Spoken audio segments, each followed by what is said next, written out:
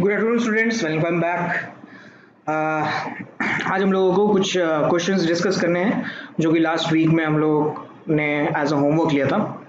So up to question number 31 we have completed and we were talking about equivalent concept in the last class. और equivalent concept में हम लोगों ने देखा था कि इक्विवेलेंट कॉन्सेप्ट का यूज क्या है। सो मूल कॉन्सेप्ट में वी नीड टू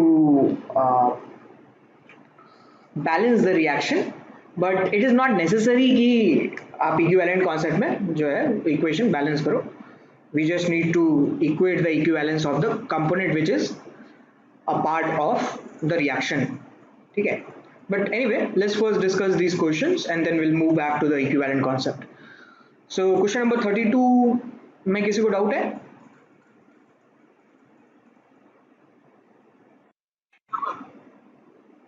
नाइनटीन होगा, बिल्कुल बिल्कुल सही। ओके, 32 देखते हैं, डिस्कस करते हैं 32। I'm coming back to you, Sandeep. Just give me a sec. Just let me discuss that, then we'll discuss. Uh, so the question states that ki a polystyrene having formula Br3C6H2 C8HN whole N was prepared by heating styrene with tribromobenzoyl peroxide in the absence of air. It was found that it was found to contain 10.46% bromine by weight। ठीक है, find the value of N.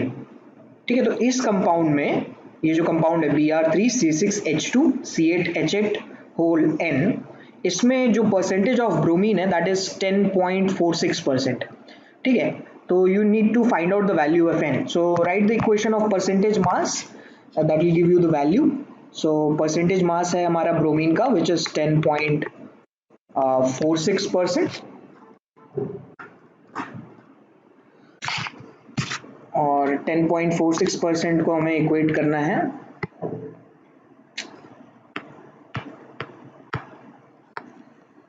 okay.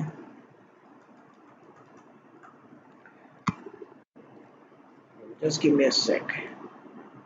10.46% को equate करते हैं हम लोग by 3 multiplied by 80 divided by 3 multiplied by 80 plus जितना भी carbon का मास आ रहा है आपका उतना लिख लो, which is 6 into 12 plus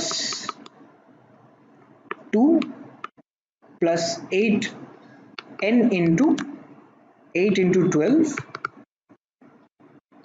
plus 8 into 100। ठीक है, यहां से आपका n का वैल्यू आ जाएगा इस इक्वेशन से। इस इक्वेशन को सॉल्व कर पाएंगे? ठीक है, तो यहां से आपका जो n का वैल्यू आएगा दैट वुड बी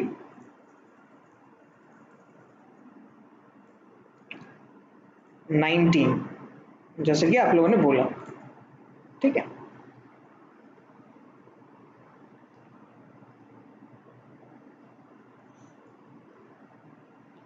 नेक्स्ट देखते हैं क्वेश्चन नंबर 32 और 33। 33 में किसी को डाउट है? 33 का मैं आंसर दिखा देता हूँ आपका, अगर वो आंसर आ रहा हो तो बताइए सही है या नहीं, अदरवाइज विल डिस्कस इट। ठीक है,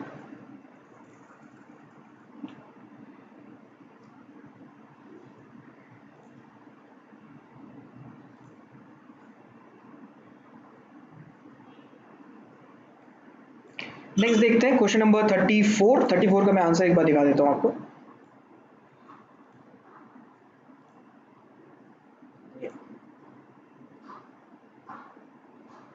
अप्रॉक्स भी अगर आपका आंसर आ रहा हो तो दैट इज फाइन।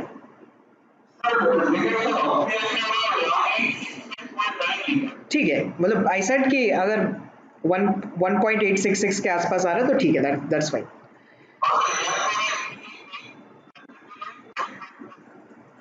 अच्छा, ऐसा आ रहा है, चलो देख लेते हैं एक बार, कैलकुलेशन देख लो कि कैसे होता है। I am telling you the method to solve the question. अगर आपका मेथड सही है तो फिर ठीक है, आंसर भी जो है आपका सही आया होगा. ठीक है, आई वुड सी, और मैं चेक कर लूंगा कि इसमें मेरे आंसर में कितना आना चाहिए या क्या चेंजेस होना चाहिए. ठीक है. सो द क्वेश्चन इज कि calculate the volume of O2 and volume of air needed for the combustion of 1 kg carbon at STP. ठीक है, तो 1 किलोग्राम कार्बन है. So first we will write down the equation of the combustion of oxygen with carbon. Combustion of carbon हो रहा है, यहाँ पे carbon dioxide form हो रहा है. ठीक है, इसमें नंबर ऑफ मोल्स अगर हम लोग कैलकुलेट करेंगे कार्बन का, तो that would be 1000 gram divided by 12. Right. Similarly moles आपके आ जाएंगे यहाँ पे ऑक्सीजन के, मोल्स ऑफ O2, ये हो जाएगा 1000 बाई 12. ठीक है, और वॉल्यूम एट STP आ जाएगा ये 1000 बाई 12 मल्टीप्लाइड बाई 22.4 लीटर्स. ठीक है, तो ये आपका वॉल्यूम एट STP आएगा. ठीक है, ये वॉल्यूम ऑफ O2 है.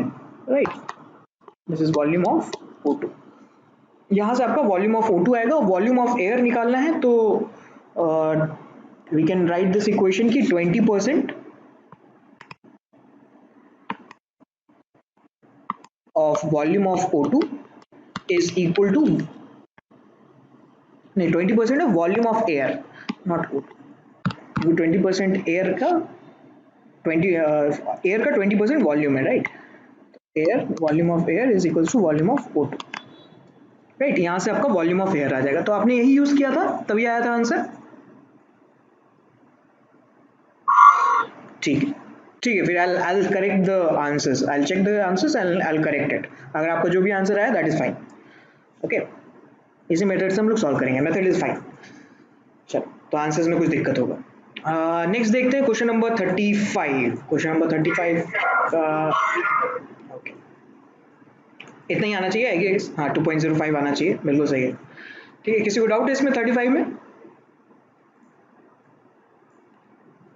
नहीं, बहुत अच्छे. क्वेश्चन नंबर 36 का देखो, आंसर 8 ml आ रहा है. ठीक है, 36 में डाउट है. ओके, सो 36 में कह रहे हैं कि 29.2% weight by weight HCl stock solution has a density of 1.25 gram per ml. The volume required to prepare a 200 ml solution of 0.4 molar HCl. So what we can do is कि हम लोग ये देख सकते हैं कि यहाँ पे मोल्स कितना है, HCl का मोल्स गिवन है, और इससे हम लोगों को निकालना है कि इसका हमें कितना वॉल्यूम चाहिए, ताकि हम ये the volume required to prepare 200 ml of the solution of this. Right, तो इसका कितना वॉल्यूम चाहिए हम लोगों को, तो पॉइंट इज दैट की. ठीक है, तो ये देखते हैं कि मोल्स हम लोग दोनों साइड ना इक्वेट कर देते हैं कि पहले तो 200 ml और 0.4 मोलर HCl में कितने मोल्स हैं. तो मोल्स ऑफ HCl रिक्वायर्ड, ये हो जाएगा हमारे पास 0.4 इंटू 200 ml. ये ml में है, इसको लीटर में कन्वर्ट करेंगे तो 1000 से डिवाइड करना पड़ेगा. राइट, तो ये आपका आ जाएगा 0.08. ठीक है, इतना मोल्स हमें चाहिए, रिक्वायर्ड है. अब इसमें अगर हम लोग देखें 29.2% weight by weight HCl stock है which has a density of that much. ठीक है, तो इसका क्या मतलब है कि 100 ग्राम सॉल्यूशन में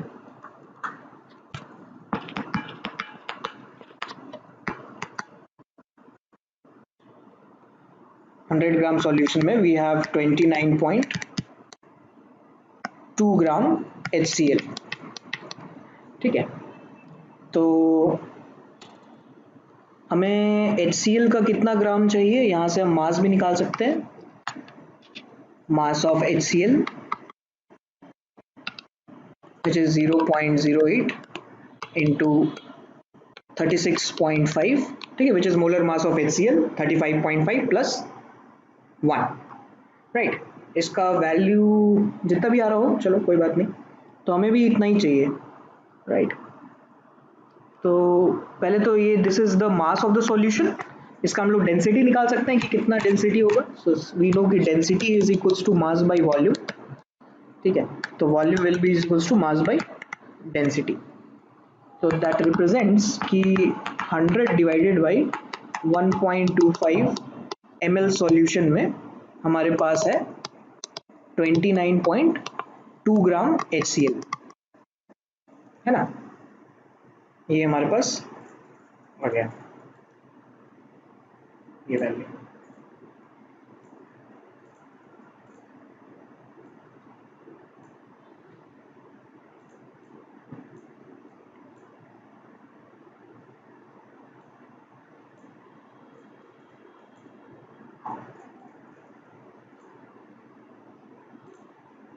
ठीक है, तो यहाँ से जो आपका मास आया होगा, इससे जो मास आया होगा, ये वाला मास,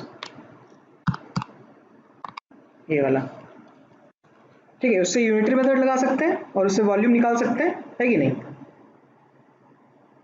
बोलो, समझ में आ रहा है क्या बोल रहा हूँ मैं कि 0.8 इंटू 36.5 जो कि आपका आएगा ये 2.9 के आसपास आएगा, 2.92 एग्जैक्टली 2.92 ग्राम आ रहा है. ठीक है, तो इतने ग्राम HCl के लिए हमें इतना ml चाहिए, तो 2.9 ग्राम के लिए कितना चाहिए होगा, यूनिटरी मेथड से नहीं आएगा, आ जाएगा. ठीक है, तो ये जो आपका वैल्यू है 100 डिवाइडेड बाई 125 1.25, ये वैल्यू आएगा आई थिंक 80 ml आएगा ये शायद 1.25. हाँ, ये 80 ml आ रहा है. ठीक है, तो 80 ml में 29.2 ग्राम है, तो 2.92 ग्राम हमें 8 ml से मिलेगा. सो द पॉइंट इज कि आप मोलैरिटी कुछ भी रखो, वॉल्यूम कुछ भी लो, द थिंग इज कि the moles is going to be conserved. ठीक है, कि यही सॉल्यूशन से हम लोग इतना इस कंसंट्रेशन का बना रहे हैं. So we are just equating the number of moles. Question number 37 का देखिए. 3 आ रहा है ना, 6 आ रहा है, इसमें 6 दिया हुआ है. चलो देखते हैं क्या है. The volume in ml of 0.1 molar AgNO3 required for complete precipitation of Cl minus present in 30 ml of 0.01 molar MgCl2 as AgCl. ठीक है, तो पहले तो रिएक्शन लिख लेते हैं. रिएक्शन लिखेंगे तो इस रिएक्शन के according AgNO3 will react with MgCl2 to form AgCl plus MgNO3 whole twice. Balance कर लेते हैं इसको. ठीक है, अब इसमें जो मोल्स दिया हुआ है, मोल्स ऑफ MgCl2 गिवन है, विच इज 30 ml. इसको मिली मोल्स ले लेते हैं. ठीक है, milli moles of MgCl is 30 ml multiplied by 0.01. ठीक है, और हमें क्या बताना है, वॉल्यूम बताना है ना. 30 ml present in AgCl to close the volume required for complete precipitation. Okay, so अगर complete precipitation कराना है तो हमें moles, milli moles of AgNO3 चाहिए, 2 मल्टीप्लाइड बाई 30 इंटू 0.01, है कि नहीं, क्योंकि 1 मोल MgCl2 रिएक्ट कर रहा है 2 मोल से, तो इतना मोल कितने से रिएक्ट करेगा, 2 मल्टीप्लाइड बाई दिस. राइट, इस मिली मोल को हम लोग इक्वेट कर देते हैं मोलैरिटी इंटू वॉल्यूम से. सो 2 into 30 multiplied by 0.01 is equal to 0.1 into volume. Right, तो यहां से वॉल्यूम कितना आ जाएगा, 6 ml. सॉल्यूशन समझ में आ रहा है तो बोलिए.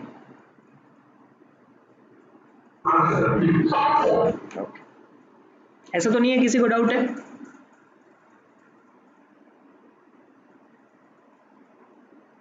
नहीं है, चलो very good.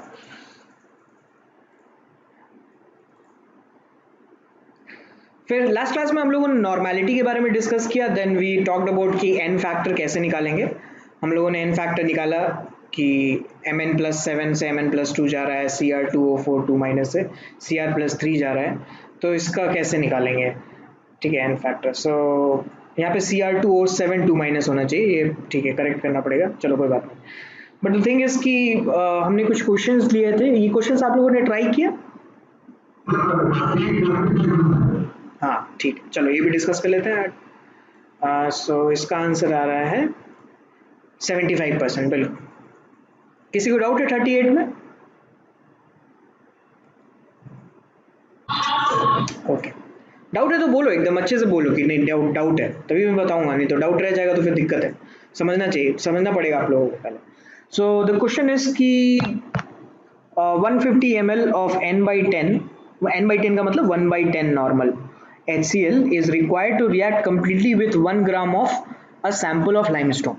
Calculate the percentage purity of the calcium carbonate. Okay, तो जब भी ऐसे रिएक्शन होता है तो from equivalence concept I can say कि equivalence of HCl is equal to equivalence of calcium carbonate, ये होना चाहिए, ठीक है।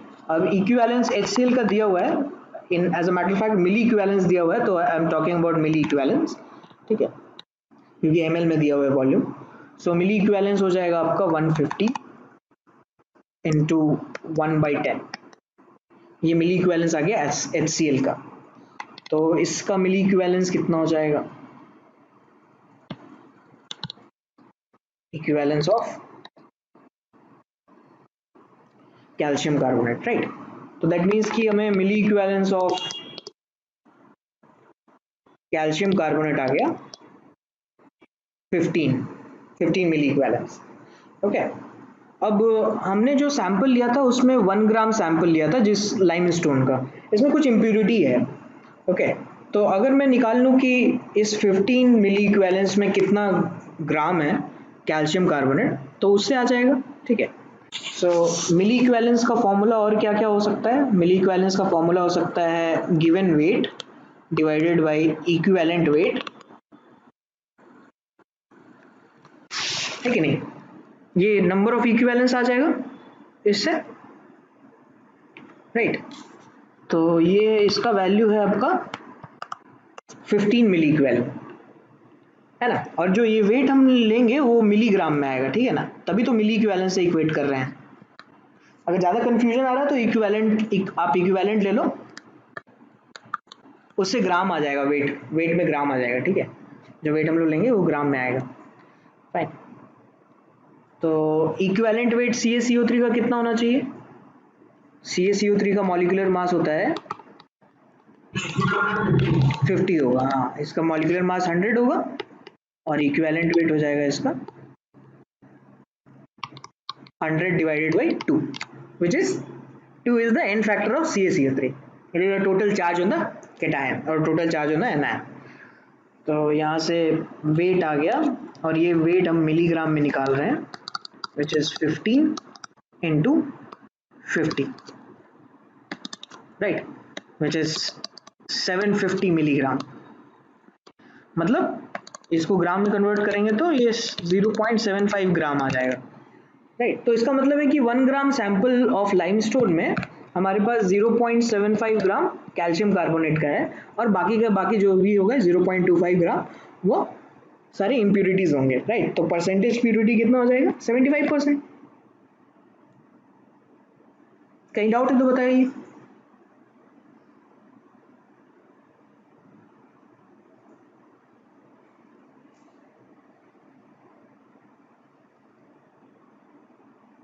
लिख लो।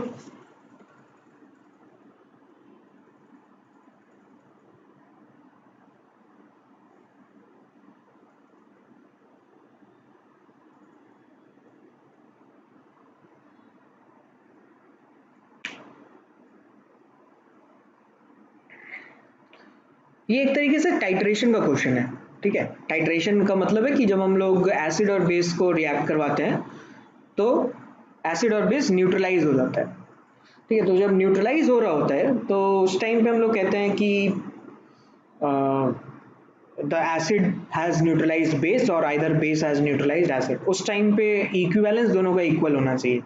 So that's why what we do is कि we perform titration, और titration जब complete हो जाएगा, जब equivalence point आ जाएगा, तो उस टाइम पे हम लोग कहते हैं कि the equivalence of acid is equals to equivalence of base, and at that point we can say कि normality into volume of acid is equals to normality into volume of the base.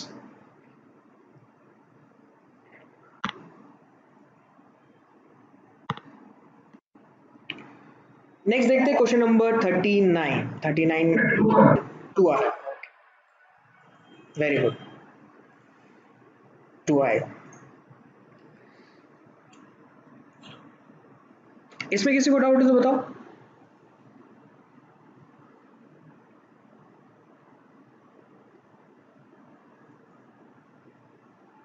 नहीं है, चलो next देखते हैं. Next है 2 moles. Question number 40 कितना आ रहा है? 40 का 50% आ रहा है, एकदम एग्जैक्टली 50%. अच्छा, और किसी का 50% आया है?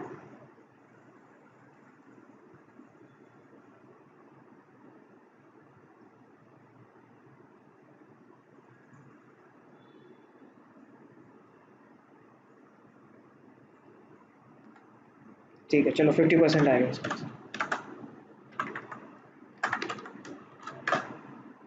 क्वेश्चन नंबर 41 कितना आ रहा है इसका? 42 ग्राम.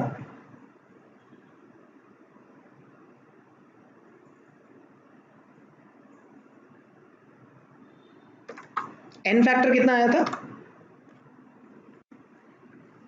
मेटल का एन फैक्टर आया था कुछ?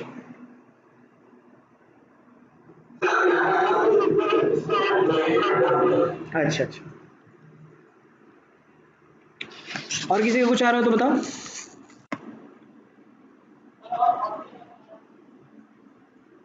क्या बोल रहे हो?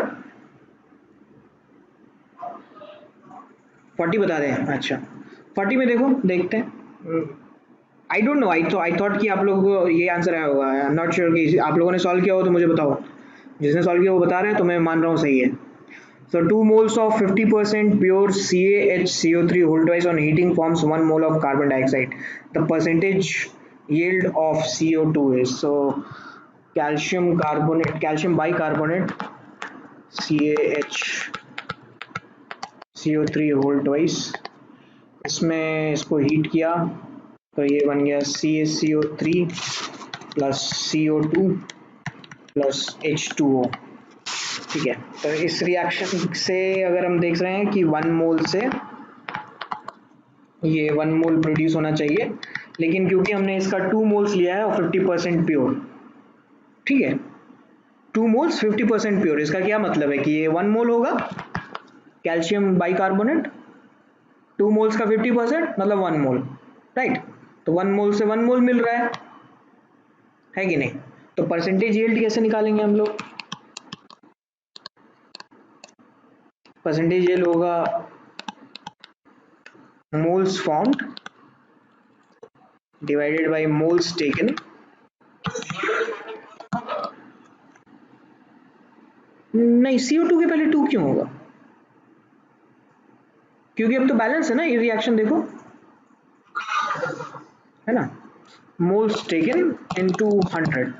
ठीक है, तो मोल्स हम लोगों ने कितना लिया था? हम लोगों ने तो 2 मोल्स लिया था. तो मोल्स फॉर्म्ड कितना हुआ? 1 मोल. कितना लिया था हम लोगों ने? 2, और इसको 100 से मल्टीप्लाई कर देते हैं, 50 आ रहा है. सही है, समझ में आ रहा है?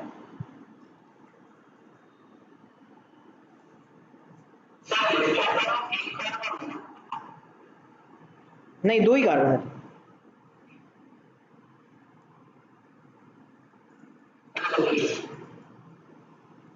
कैल्शियम का कार्बन है वो, कैल्शियम का सी है, मतलब कार्बन नहीं है.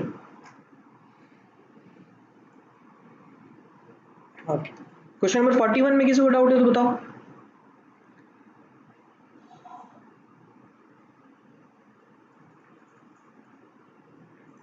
नहीं, ठीक. क्वेश्चन नंबर 42 का कितना है आंसर? 2 आ रहा है.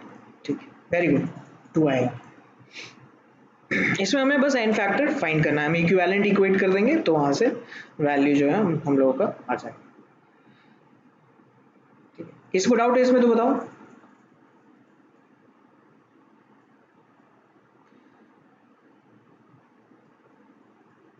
वेरी गुड, चलो आगे बढ़ते हैं। नेक्स्ट हम लोगों का है कंसंट्रेशन टर्म। अभी तक हम लोगों ने ऑलरेडी 7 कंसंट्रेशन टर्म्स देख लिए हैं अप टू नॉर्मेलिटी। ठीक है, percentage volume by volume, percentage weight by volume, percentage weight by weight, फिर मोल फ्रैक्शन देखा हम लोगों ने, normality, molarity, molality. The next is ppm which is parts per million. Parts per million is defined as the parts of the solute divided by parts of the solution and solvent multiplied by 10 to the power 6। इसी के basis पे एक और concentration term आता है जो कि मैं नहीं बता रहा हूँ आपको, बस एक एज इट इज हम लोग डिस्कस कर लेते हैं कि वो क्या है, which is parts per billion. ठीक है, पीपीबी। तो पार्ट्स पर बिलियन होगा तो this 10 to the power 6 is million, billion के लिए 10 to the power 9 मल्टीप्लाई कर देंगे। ठीक है, उससे आपका पार्ट्स पर बिलियन आ जाएगा, but that is not common in use, इसलिए वो ज़्यादातर बुक्स में नहीं होता है। ठीक है, सो पार्ट्स पर मिलियन में पार्ट्स हम लोग क्या लिख रहे हैं, पार्ट्स यहाँ क्या रिप्रेजेंट करता है, पार्ट्स देखो आइदर ग्राम रिप्रेजेंट करेगा वेट, या फिर वॉल्यूम भी रिप्रेजेंट कर सकता है, क्योंकि मोस्ट ऑफ द टाइम जो हमारा सॉल्वेंट होता है वो वाटर होता है, और सॉल्वेंट का जो डेंसिटी है that is taken to be 1 gram per ml, right. तो अगर मैं पार्ट्स ऑफ सॉल्वेंट या सॉल्यूशन लूँ तो that is going to be same as that of the mass. यहाँ पे सॉल्यूशन या सॉल्वेंट दोनों क्यों ले रहे हैं, क्योंकि द पॉइंट इज कि जब आप पीपीएम की बात करोगे, जैसे देखो एक एग्जांपल देखते हैं, 1.5 ppm NaCl solution means 1.5 gram NaCl is present in 10 to the power 6 gram H2O। ठीक है, तो अगर मैं 10 to the power 6 gram solution भी बोलूं तब भी कोई फर्क थोड़ी पड़ेगा, है कि नहीं, कि 1 मिलियन ग्राम में, 1 मिलियन ग्राम सॉल्यूशन में 1.5 ग्राम सॉल्यूट का है, राइट। तो 1 मिलियन ग्राम और 1.5 gram, that is negligible, 1.5 in with respect to 1 million, right. So that's why यहाँ पे सॉल्यूशन भी कभी कभी लिया जाता है, कभी कभी सॉल्वेंट भी लिया जाता है, एंड द थिंग इज कि answer won't be that much change कि अगर आप सॉल्यूशन ले लो या सॉल्वेंट ले लो, बट द थिंग इज कि ppm is going to be almost similar for both the cases, solution and solvent, right? So this is used for very very dilute solutions, जैसे कि हमारे पास सी या ओशन में जो वाटर प्रेजेंट है उसके लिए हम लोग यूज कर सकते हैं, या नॉर्मली हम लोगों के घर में जो सप्लाई वाटर आता है उसमें भी हम लोग पीपीएम का यूज करते हैं। कैसे करते हैं पीपीएम का यूज, कि जो हमारे घर में वाटर सप्लाई आ रहा है that water is taken out from rivers. ठीक है, and rivers contain mainly minerals, ठीक है, and that those minerals consist of calcium and magnesium minerals, ठीक है, mostly, right. So that's why they are known as alkaline earth metals, क्योंकि वो धीरे धीरे यही मिनरल्स जा करके जो है आपके ओशन में जमा होते जाते हैं, and that's why they are formed majorly in the rocks and mountains. ठीक है, सो ये जो कैल्शियम और मैग्नीशियम के मिनरल्स हैं they are either carbonate, bicarbonate, sulphate और chlorides. Okay, so because of this we say कि हमारा जो वाटर आ रहा है that consist of some hardness. ठीक है, हार्डनेस का ये मतलब होता है कि जैसे हम लोग बोलते हैं ना कि गर्म पानी में कपड़े धोने में ज़्यादा अच्छा धुलता है एज कम्पेयर टू ठंडे पानी में धुलने पे। द थिंग इज कि जब पानी को आप गर्म कर रहे होते हो तो हार्डनेस उसकी चली जाती है। हार्डनेस का मतलब होता है कि the water consist of some amount of impurities in terms of the salts of the calcium and magnesium, because of which अगर आप उसमें सोप डालोगे तो वो उतना ज़्यादा फ्रोथ नहीं निकालता, उतना ज़्यादा सैपोनिफिकेशन नहीं होता या उतना ज़्यादा बबल्स नहीं आते उसमें। ठीक है, सो हार्ड वाटर में सोप अगर हम लोग डालते हैं तो उसमें बबल्स या फिर फ्रोथ नहीं आता है।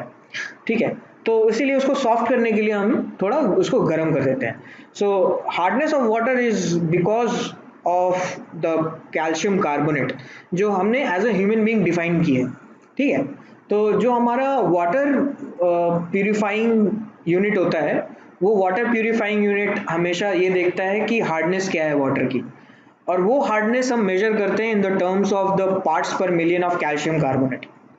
ठीक है। अब वाटर में कुछ कोई भी सॉल्ट प्रेजेंट हो, ठीक है, वाटर में कोई भी सॉल्ट प्रेजेंट हो, हम उस सॉल्ट का इक्विवेलेंस निकालेंगे in terms of calcium carbonate, और उस कैल्शियम कार्बोनेट के इक्विवेलेंस निकालने के बाद वी विल टेल कि what is the ppm of calcium carbonate in the water and we define this as a hardness of water. देखो कैसे करते हैं. So hard water means what? Hard water is formed when water percolates मतलब gain through deposits of limestone, ठीक है, चौक, gypsum, क्योंकि जो नदियों का पानी होता है वो काफी दूर से बहता हुआ आ रहा है, पहाड़ों से निकला हुआ होगा, ठीक है, उन पहाड़ों में लाइमस्टोन होगा, जिप्सम होगा, चौक होगा, right, mainly the salts of calcium and magnesium, so which are largely made up of calcium and magnesium, as it says, carbonate, bicarbonate, and sulfates, ठीक है. So the hardness of water is temporary due to bicarbonates and permanent due to chlorides and sulfate. Okay, तो अगर water में सिर्फ bicarbonate salts हैं तो that is a soft water या फिर टेम्पोररी हार्ड वाटर, ठीक है. And temporary hard water can be purified by physical means, like for example heating, boil कर दो, ठीक है. तो जैसे ठंडी के टाइम में आपने देखा होगा कि पानी किसी स्टील के बर्तन में अगर गर्म कर रहे होगे या फिर किसी भी बर्तन में गर्म कर रहे होगे तो एक वाइट लेयर चढ़ जाती है लगातार उसको गर्म करते रहने से, ठीक है. मान लो प्रतिदिन उसी कंटेनर में हम लोग गर्म करे जा रहे हैं just for different uses, like कि पानी पीना है या फिर for purpose of cloth washing या बेदिंग एक्सेट्रा एक्सेट्रा, ठीक है. तो नॉर्मली देखा होगा आपने कि उस पूरे कंटेनर में एक वाइट कलर की लेयर आ जाती है या फिर ऊपर में एक वाइट कलर का छोटा छोटा एज पार्टिकल्स जमा हो जाता है. So those particles are nothing but they are the salts, they are the bicarbonate salts और the carbonate salts of calcium and magnesium. So normally आप बाइकार्बोनेट को जैसे हीट करेंगे तो हीट करने पे कैल्शियम कार्बोनेट और कार्बन डाइऑक्साइड और वाटर H2O प्रोड्यूस होगा, ठीक है. So a temporary hardness of water can be easily क्या बोल सकते हैं purified by physical means like heating, लेकिन permanent के लिए हम लोगों को कोई chemical methods जो है वो use करना होगा. So permanent hardness of water is due to the chlorides and sulfates, ठीक है, chlorides, sulfates and carbonates basically, right. So the extent of hardness is known as degree of hardness, which is defined as the number of parts by weight of calcium carbonate present per million of weight of water. Okay, so hardness of water is defined as the ppm of calcium carbonate, which is gram of calcium carbonate divided by 10 to the power 6 gram of water, या फिर gram of calcium carbonate divided by 6 to 10 to the power 6 ml of water. So suppose कि जैसे मान लेते हैं कि what we are doing is कि we are working in a water purifying unit, और water purifying unit में जो हमारे पास sample of water आया है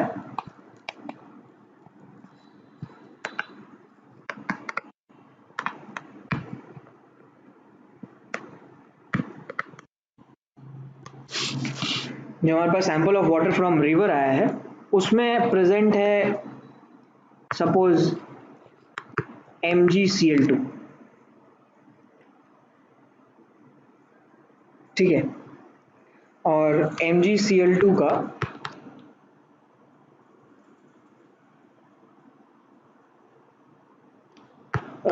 let's say 0.95 milligram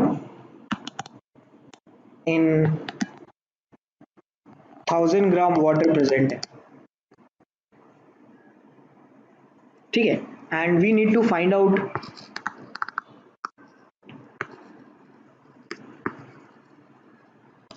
hardness of water, ठीक है, ये हमारा टास्क है. So what we are seeing is कि as a manager of that water purifying unit हमने ये देखा कि 1000 ग्राम वाटर में सिर्फ मैग्नीशियम क्लोराइड प्रेजेंट है और उसका भी मैग्नीशियम क्लोराइड 0.95 मिलीग्राम प्रेजेंट है इन 1000 ग्राम ऑफ वाटर, ठीक है. And we need to find out what is the hardness of water. Okay, so hardness of water is defined in terms of calcium carbonate, लेकिन calcium carbonate तो है नहीं हम लोगों के पास, right? So hardness of water is defined on the scale of ppm of calcium carbonate. ठीक है, तो मैं क्या करूंगा, मैं ये एज्यूम करूंगा कि मैग्नीशियम क्लोराइड को, let's replace magnesium chloride with calcium carbonate. ठीक है, तो 0.95 मिलीग्राम मैग्नीशियम क्लोराइड जो काम कर रहा है, ठीक है, जो भी काम होगा इस मैग्नीशियम क्लोराइड का, वो कितने ग्राम कैल्शियम कार्बोनेट से हो पाए। This is our assumption, so that हम इसको स्केल में चेंज कर पाए। तो इसके लिए हम क्या करेंगे कि हम इक्विवेलेंस इक्वेट कर देंगे कि equivalence of magnesium chloride is equal to equivalence of calcium carbonate. इससे हमें क्या पता चलेगा कि हमें कैल्शियम कार्बोनेट का कितना वेट चाहिए ताकि वो मैग्नीशियम क्लोराइड की तरह काम करे। तो इक्विवेलेंस होता है weight divided by equivalent weight of magnesium chloride, और यहां से आ गया इक्विवेलेंस, इसका इक्विवेलेंस हो जाएगा weight divided by equivalent weight of calcium carbonate. तो इसका वेट हम लोगों ने लिया है 0.95 ग्राम, मिलीग्राम है, 10⁻³ और इक्विवेलेंट वेट हो जाएगा इसका molecular mass divided by n factor, right. तो मॉलिक्यूलर मास MgCl2 का कितना होता है 95, और n फैक्टर कितना हो जाएगा 2 हो जाएगा, that is equals to weight. इससे हमें वेट पता चल जाएगा कैल्शियम कार्बोनेट का कितना वेट है, divide by equivalent weight of calcium carbonate. कितना हो जाएगा equivalent weight of calcium carbonate 50 हो जाएगा, विच इज 100/2, राइट। तो यहां से हमारे पास वेट आ गया, weight of calcium carbonate, right.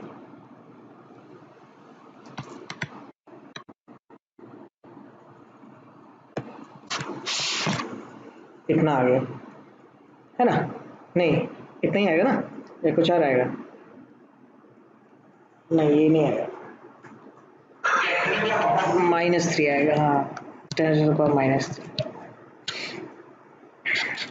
right। Now we can find out the hardness of water. First find out what is the parts per million of calcium carbonate, which is 10⁻⁻³ gram divided by 1000 gram, which is 10⁻⁻6 ppm।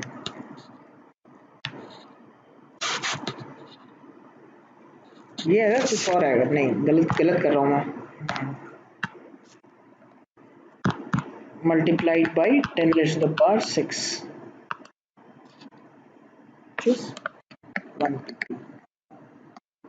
ठीक है। तो therefore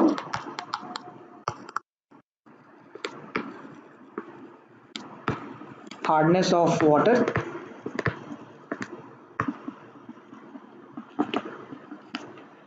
collected from river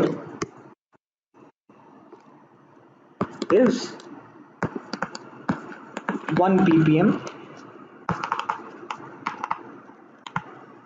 in terms of calcium carbonate. ठीक है, इस तरीके से हम लोग हार्डनेस निकालते हैं। तो कोई ज़रूरी नहीं है कि वाटर में जो है आपका सिर्फ कैल्शियम कार्बोनेट ही हो, कोई दूसरे सॉल्ट भी हो सकते हैं या मिक्सचर ऑफ सॉल्ट्स भी हो सकता है।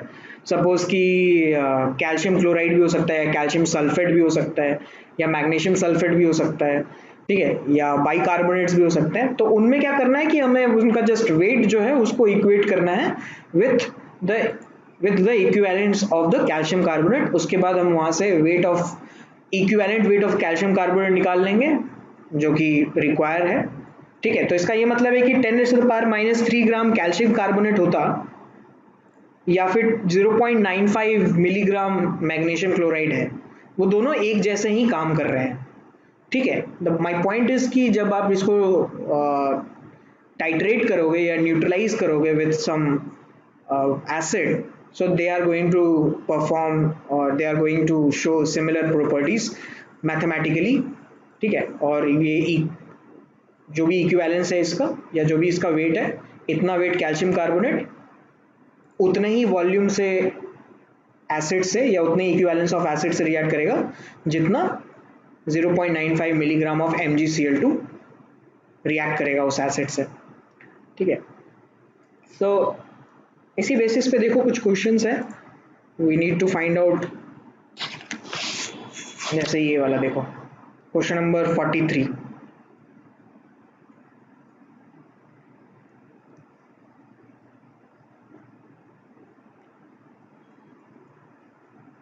वहाँ पे हमारे पास सिर्फ एक सॉल्ट था, हमारे पास यहाँ पे दो सॉल्ट्स हैं, तो दोनों सॉल्ट के करस्पॉन्डिंग आप अलग अलग वेट निकालिए कैल्शियम कार्बोनेट का, और उन दोनों को ऐड कर दीजिए, और फिर ppm से वो आ जाएगा answer.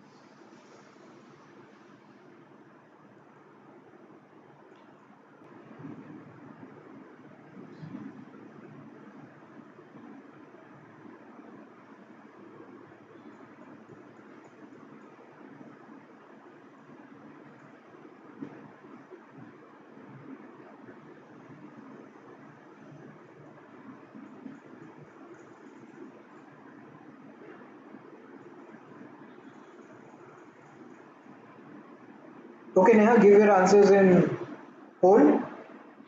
Have you done that?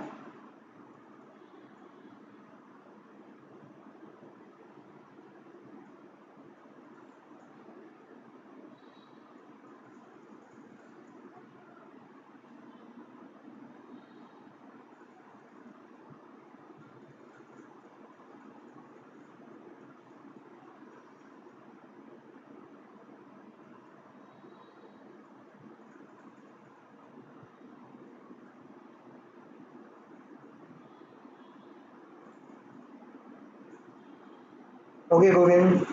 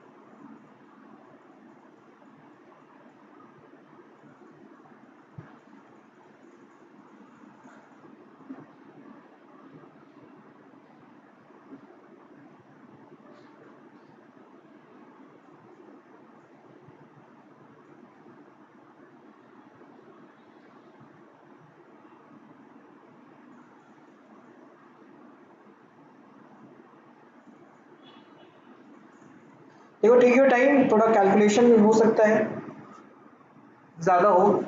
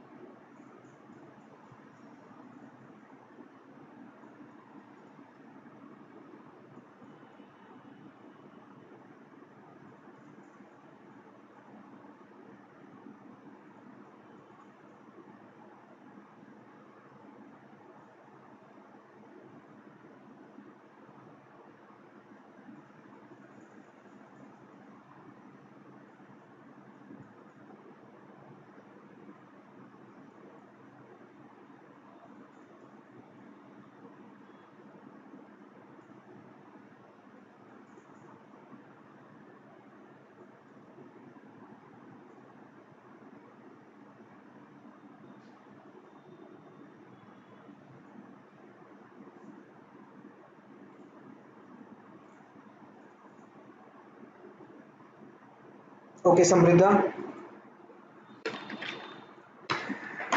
So let's discuss. बहुत सारे लोगों ने अभी तक भी नहीं किया है, चलो आई गेस कि they were trying and they couldn't do that, but anyway you should try it. So let me end this pole.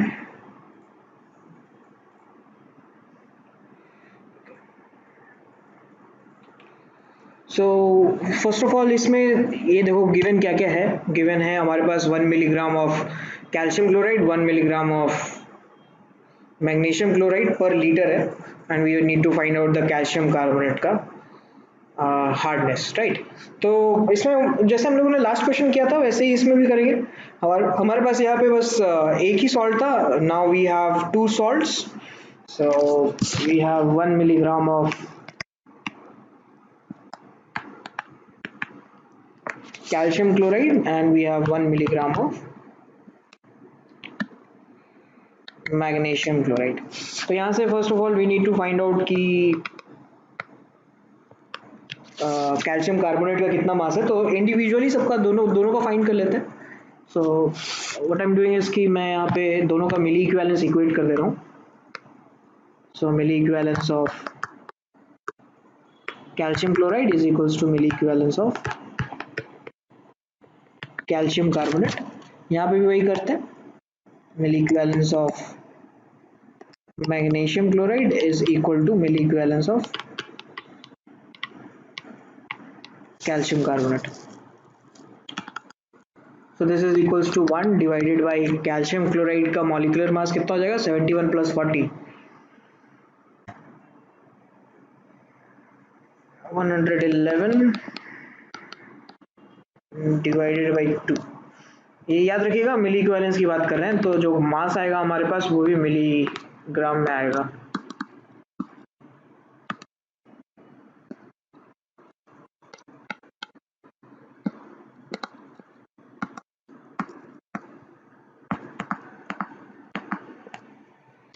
Similarly यहाँ पे भी वही,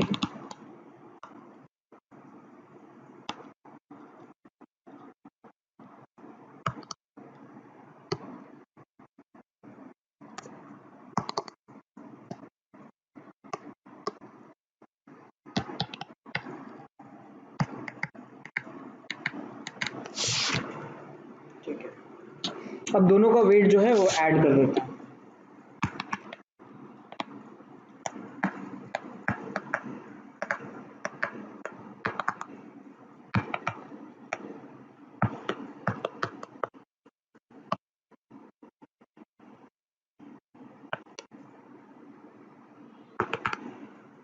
ठीक है, जो भी ये वैल्यू आएगा इससे फिर we need to find out the hardness of water।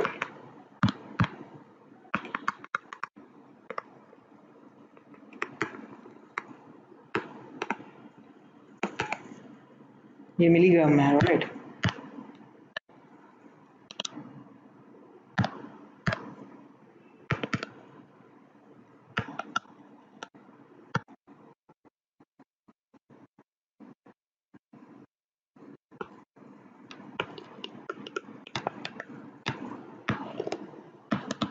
1 litre लिया था हम लोगों ने, that is 1000 gram multiplied by 10⁶। ठीक है, तो इसका जो भी वैल्यू आया वही आपका आंसर है।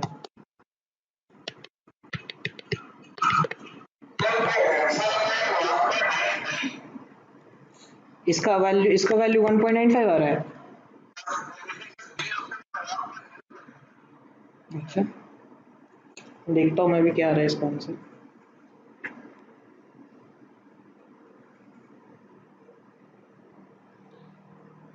आई हैव 1.95 आ रहा है ना, देखते हैं।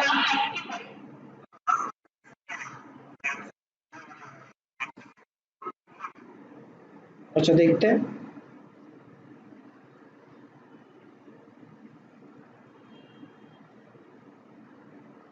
ये 1.95 आ रहा है। ठीक है, आंसर में नहीं है, मतलब 1.85 नहीं। आंसर में क्या दिया हुआ है, ऑप्शंस में क्या दिया हुआ है फर्स्ट ऑफ।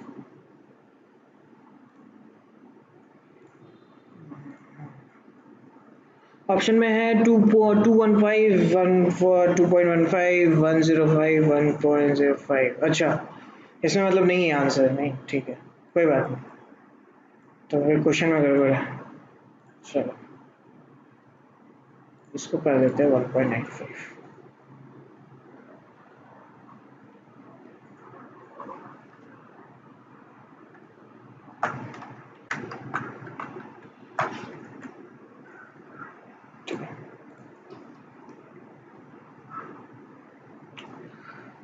क्वेश्चन नंबर 44 देखिए।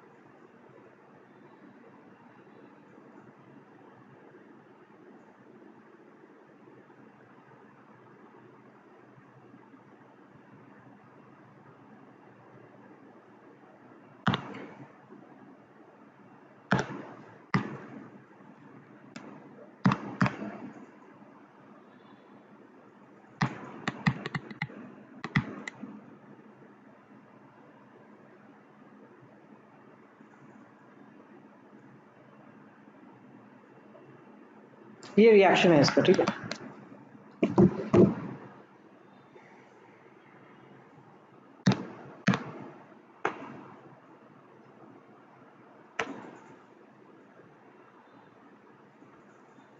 इसमें जो पीपीएम गिवन है वो आपका HCO3 माइनस का पीपीएम गिवन है, ना कि CaHCO3 होल ट्वाइस का। कैल्शियम बाइकार्बोनेट का नहीं है ये पीपीएम।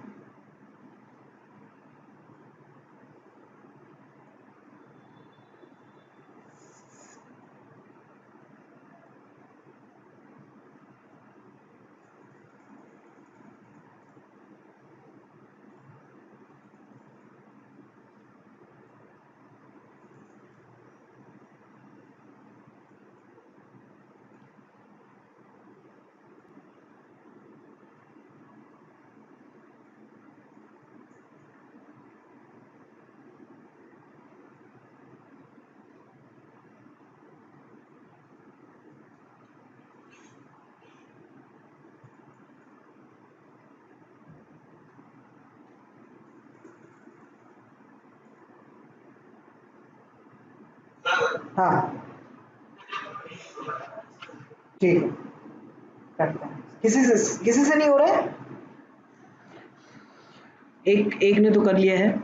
चलो थोड़ा देर वेट करते हैं, देखते हैं कोई सॉल्व भी कर रहे हैं कुछ लोग। ठीक है, 1.5 मिनट और लेते हैं, उसके बाद फिर सॉल्व कर देते हैं अभी।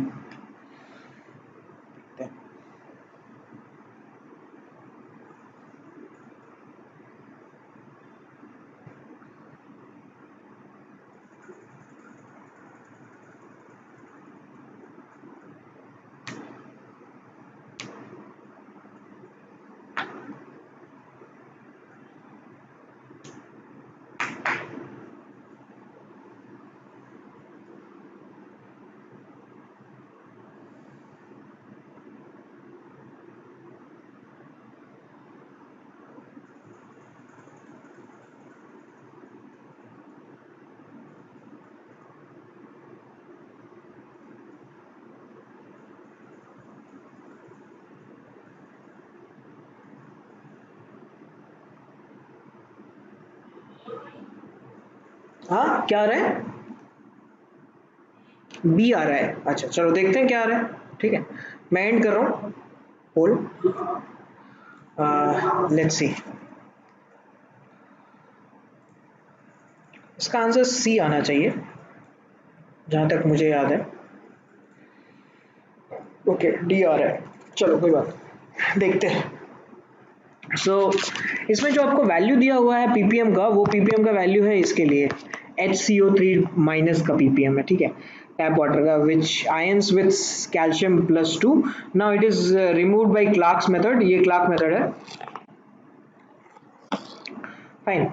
The minimum mass of calcium hydroxide will be required to remove HCl3 minus ions completely from 500 gram sample of tap water. इतने से हमें हटाना है टैप वाटर से, जितने भी इसमें प्रेजेंट है वो। ठीक है, चलो देखते हैं। So we have 336 ppm। 336 ppm बोले तो कितना होता है ये 336 ppm? We have 366 ppm HCO3 minus. ठीक है, तो इसमें देखते हैं कि इसका क्या मतलब है। इसका ये मतलब है कि we have 336 gram of HCO3 minus in 10⁻⁶ gram water, है ना। तो अगर हम देखें कि calcium bicarbonate, right, calcium bicarbonate में कैल्शियम का वेट होता है 40 ग्राम, और पूरा का पूरा बाइकार्बोनेट का वेट होता है आई गेस HCO3 माइनस का वेट हो जाएगा कार्बन का 12, ऑक्सीजन का 48, 60, 61, तो 61 इंटू 2 विच इज 122। दिख रहा है? तो इसका मतलब है कि अगर ये 336 ग्राम है तो इसका कितना वेट होना चाहिए? 120 ग्राम, राइट। तो इससे हमें क्या पता चल रहा है कि इतने ppm ऑफ HCO3 माइनस में वी हैव, इसको ऐड कर देते हैं, कितना वेट हो जाएगा इसका? 336 120 684। इट मीन्स दैट कि इसका 486 ppm कैल्शियम बाइकार्बोनेट है। यहां तक अगर सबको समझ में आ रहा है तो आगे बढ़ते हैं, बताओ।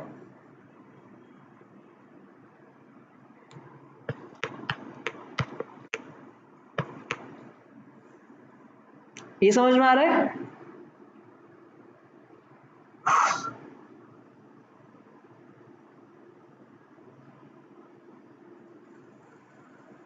चलो फिर ठीक है, इतना समझ में आ रहा है तो सो दैट मीन्स कि अगर मैं इक्वेशन लिखूं कैल्शियम बाइकार्बोनेट का, CaHCO3 होल ट्वाइस, ये कैल्शियम हाइड्रोक्साइड से रिएक्ट करता है टू गिव कैल्शियम कार्बोनेट, हाँ दिखा रहा हूँ, एंड H2O।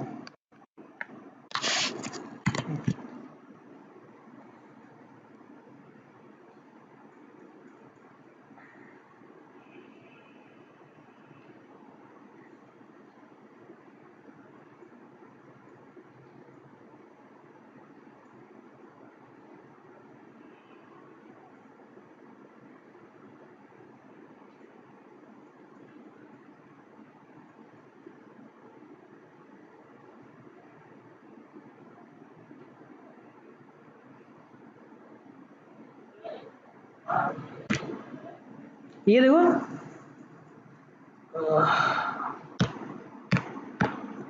हाँ ये रिलेशन ठीक है, तो ये रिलेशन भी सही होना चाहिए।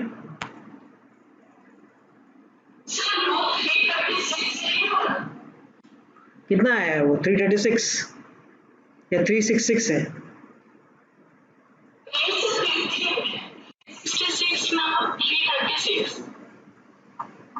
देखते हैं, क्वेश्चन देख लेते हैं। आई थिंक 366 दिया हुआ है ना, 366 दिया हुआ है, ठीक है।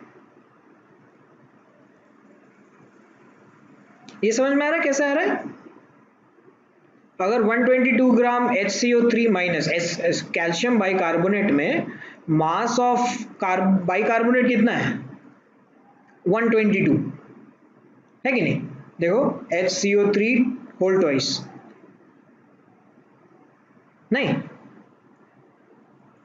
देख लो, समझ लो, डाइजेस्ट कर लो पहले अच्छे से क्या चल रहा है, उसके बाद आगे बढ़े।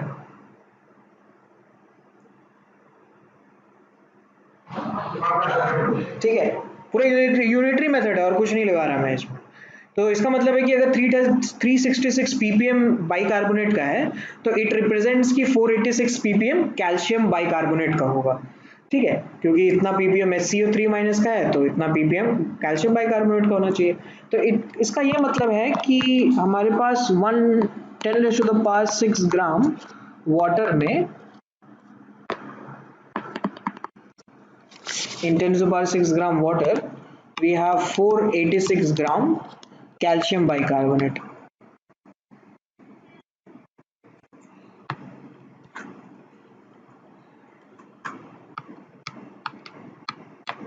ठीक है, which is nothing but it is I think 3 moles।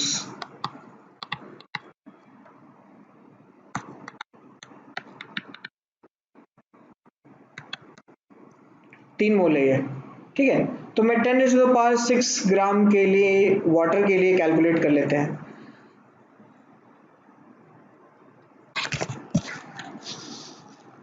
Right, अब क्वेश्चन में पहले देख लो, क्वेश्चन में क्या पूछा है, क्वेश्चन में पूछ रहे हैं कि अगर हम 500 gram sample of tap water ले लें तो इसके लिए कैल्शियम बाइकार्बोनेट का कितना रिक्वायरमेंट होगा, ये पूछ रहे हैं, ठीक है। चलो तो 500 ग्राम के लिए ही सॉल्व कर लेते हैं, राइट। तो इसका ये मतलब है कि 10⁻⁶ ग्राम में अगर 3 मोल्स है तो 500 ग्राम में कितना होगा,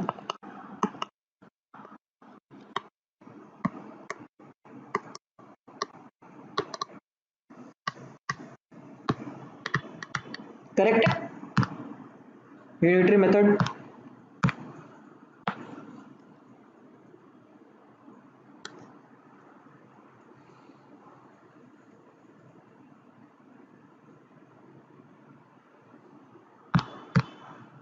देखो 10⁻⁶ ग्राम में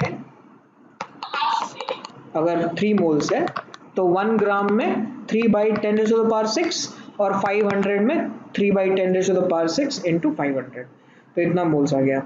इससे हम लोगों को पता चल जाएगा कि कैल्शियम कार्बोनेट का कितना रिक्वायरमेंट है। तो वी रिक्वायर कैल्शियम कार्बोनेट के लिए ये हो गया 3/10⁻⁶ इंटू 500, तो moles required of calcium bicarbonate, calcium hydroxide is 3 into 10 raised to the power 6 into 500। ठीक है, इतना रिक्वायरमेंट है।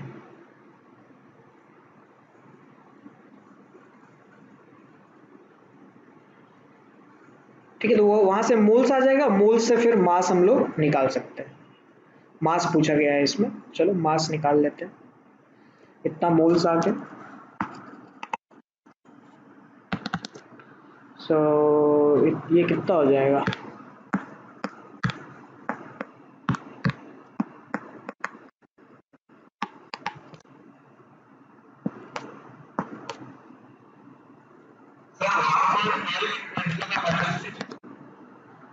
One point five into 10⁻³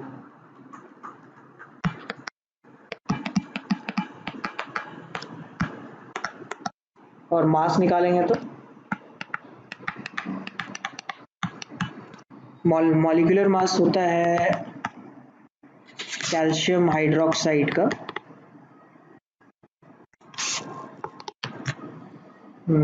40 plus 34, नहीं 74।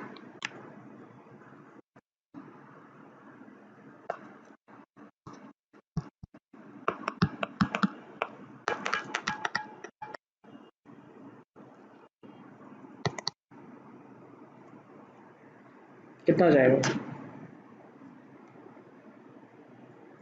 74 इंटू 1.5, 74 प्लस 74।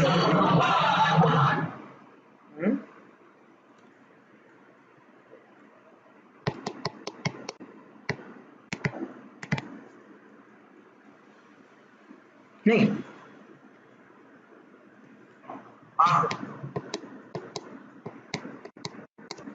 111 मिलीग्राम।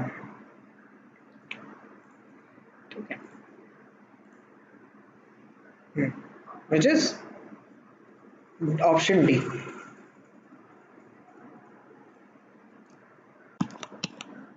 एक बार सॉल्यूशन में दिखा देता हूँ, समझ लो कैसे हो रहा है। ठीक है, नहीं कहीं कोई स्टेप अगर नहीं समझ में आ रहा हो तो मुझे बताना। ठीक है, ये पहला वाला स्टेप था। तो पहले हम लोगों को पीपीएम पता है बाइकार्बोनेट आयन का, HCO3 माइनस का। उस पीपीएम से मैंने निकाला कि कैल्शियम कार्बोनेट का कितना अमाउंट होगा प्रेजेंट। तो 366 ग्राम बाइकार्बोनेट अगर है तो कैल्शियम कार्बोनेट का मास होगा 486। वहां से we try to find out कि how many moles of calcium bicarbonate is present in 10⁻⁶ gram water. फिर उससे हम लोगों ने निकाला कि 500 ग्राम वाटर सैंपल में कितना मोल्स ऑफ कैल्शियम कार्बोनेट होगा।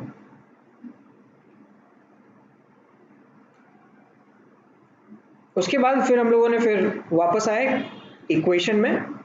This is the equation of the Clark's method. This is how the soft water या फिर the hardness of the water is removed by Clark's method. ठीक है, और इसमें फिर we try to find out what is the mass of the calcium hydroxide which is required. तो यहाँ से 101 मिलीग्राम आ गया।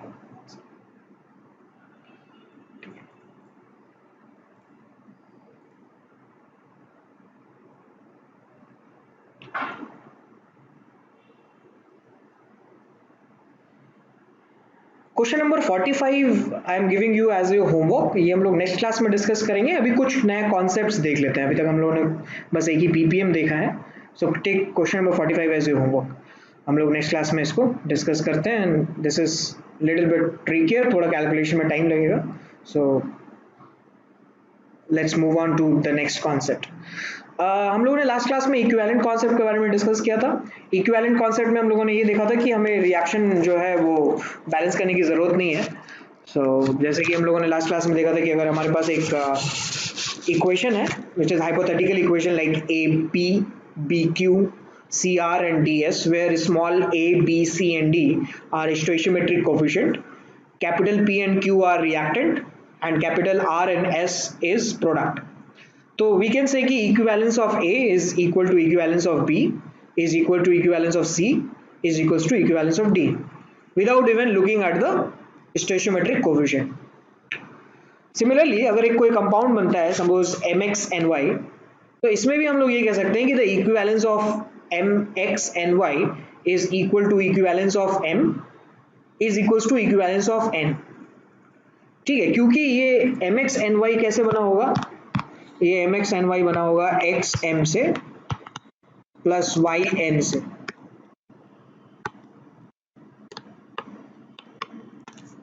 ठीक है, which is similar to that of the case 1 कि equivalence of MXNY is equals to equivalence of M is equals to equivalence of M।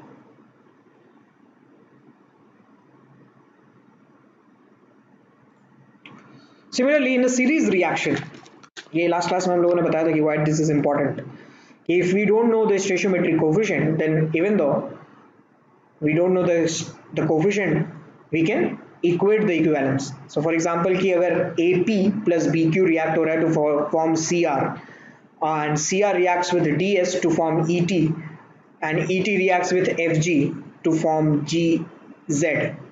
ठीक है, where small a, b, c, d, e, f, g are stoichiometric coefficient and all those capital letters are either reactant or product. So equivalence of P used is equals to equivalence of Q used. I'm adding the word used क्योंकि हम ऐसा नहीं चाहते कि P बच जाए। ठीक है, तो मान लो कि 1 किलोग्राम लिया, उसमें से 800 ग्राम रिएक्ट हो गया, तो ऐसा हम थोड़ी लिख सकते हैं कि 100 ग्राम पूरा जो है 1000 ग्राम ही हम लोगों ने जो है वो रिएक्शन में यूज कर लिया है, तो the equivalence due to the 1000 gram should be equals to, ऐसा नहीं बोल सकते, that is wrong, right. So we are talking about a complete reaction, so equivalence of P used equals to equivalence of Q used is equals to equivalence of R formed, ठीक है बन रहा है, plus equivalence of S used is equals to equivalence of T formed is equals to equivalence of G used is equals to equivalence of Z formed. So without even looking at the stoichiometric coefficient or without even using the stoichiometric coefficient, we can equate that. So the thing is that the mole or millimoles react according to the equation, but to solve questions in the terms of equivalent concept, we need to find out the number of equivalents. So either आपके पास molarity given हो या फिर number of moles given हो, we can convert it into number of equivalents. ठीक है, we know कि इसका relation क्या है, हमने ऊपर देखा था, ये देखो कि number of equivalents is equals to moles into n factor। आपको moles पता है तो number of equivalents में convert कर लो, या फिर अगर आपको molarity पता है तो आप इसको normality में convert कर लो and consecutively you can find out the number of equivalents.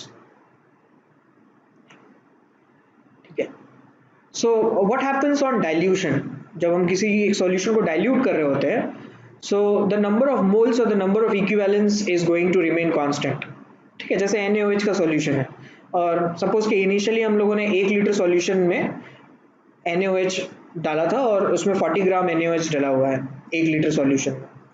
ठीक है, अगर हम उसको 2 लीटर बना दें तो वो 40 ग्राम NaOH सॉल्यूशन बढ़ थोड़ी जाएगा, 80 ग्राम थोड़ी हो जाएगा यार, चेंज थोड़ी हो जाएगा उसका मास तो 40 ग्राम ही रहेगा ना अभी भी। सो इट रिप्रेजेंट्स कि the number of moles will be conserved whenever we are going to dilute. Similarly, we can also say कि number of equivalents is going to be constant if we are going to dilute the solution. So for dilution we can say कि M1 V1 is equals to M final V1 plus V added. V added मतलब the V added is the added volume of water. Okay. Similarly N1 V1 is equals to N final V1 plus N added, where M final is the final molarity and N final is the final normality. Okay. Similarly, for neutralization of acid-base reaction, we can say कि equivalence of acid is equals to equivalence of base, and thus we can equate the equivalence. So that is normality of acid equals to volume of acid. Sorry, normality of acid into volume of acid equals to normality of base into volume of base. Sometimes what happens कि आपका acid और base का n factor 1 हो जाता है। ठीक है, तो आप इसमें ऐसा भी तो लिख सकते हो कि n factor of acid into molarity into volume of acid is equals to n factor into molarity into volume। ठीक है, ये पूरा बेस गई। Great.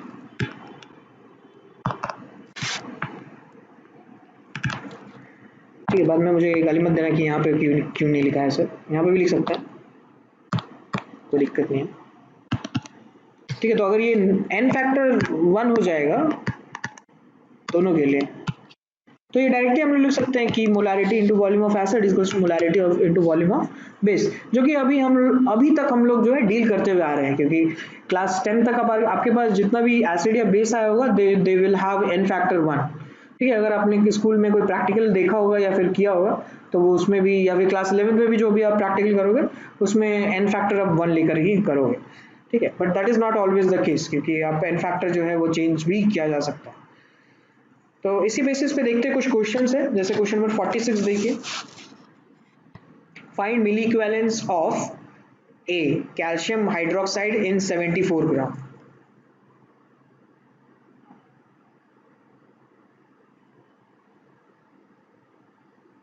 B NaOH in 20 gram, H2SO4 in 2.45।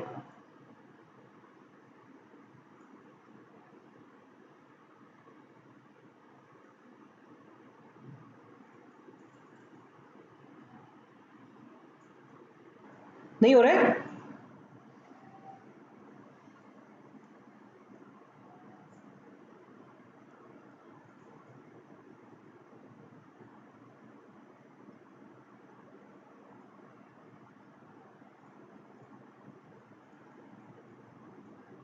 पहले मैं कर दूं? चलो पहले मैं कर देता हूँ, बाकी आप लोग करना, ठीक है। तो इसके लिए CaOH होल ट्वाइस के लिए मिली इक्विवेलेंस अगर निकालें तो पहले तो इक्विवेलेंस निकाल लेते हैं। ये हो जाएगा weight divided by equivalent weight, right, which is 74 divided by 74 divided by 2, equivalent weight is molecular weight divided by n factor। तो इसका 2 इक्विवेलेंस आ गया, तो इसका मिली इक्विवेलेंस आ जाएगा 2000 मिली equivalence.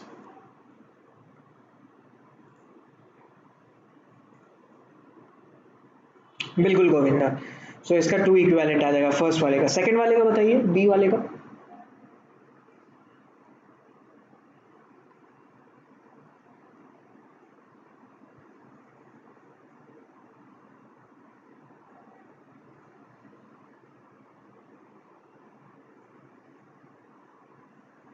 Zero point five, yes 0.5 equivalent आएगा और 500 मिली इक्विवेलेंस आएगा, है ना? Yes Ritam, very good.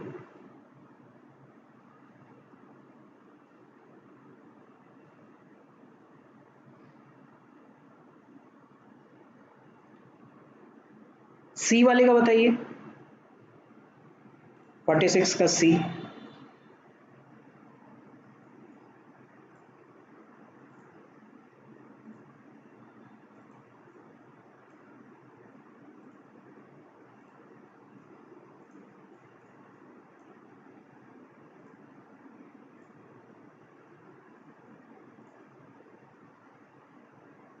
Fifty, हाँ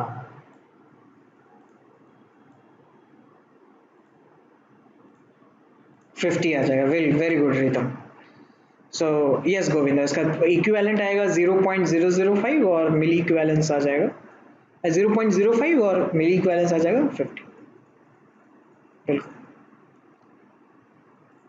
क्वेश्चन नंबर 47 देखो,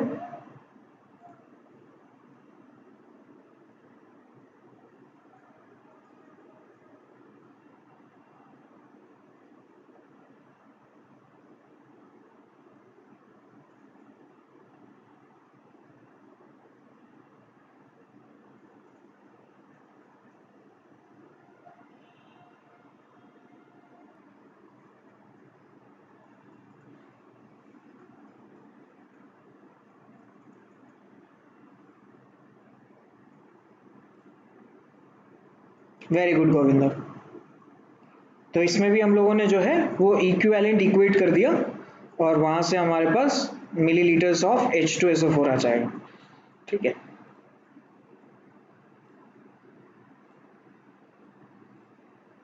So it came out 8.097 ml। तो इसको कैसे किया होगा हम लोगों ने, इक्विवेलेंस इक्वेट करके कि equivalence of H2SO4 is equals to equivalence of CuCO3,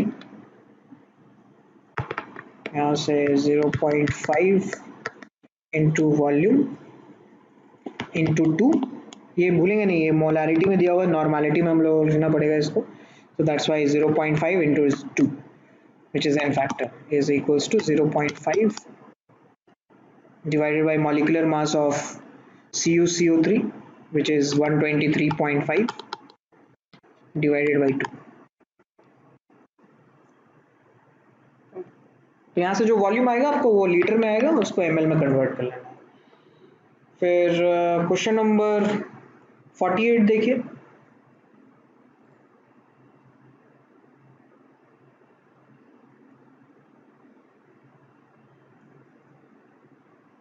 नहीं Govind, I don't think so कि that is not the strength, I think that वो आपका नॉर्मेलिटी आएगा, वो स्ट्रेंथ नहीं आएगा। सही कर रहे हो आप, लेकिन that is not normal, that is not strength, that is normality, है ना? चेक करके देखो।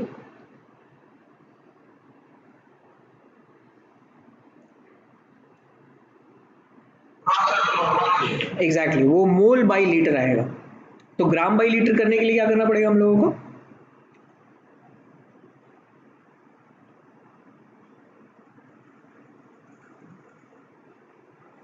मॉलिक्यूलर मास से मल्टीप्लाई कर देंगे उसको, है ना?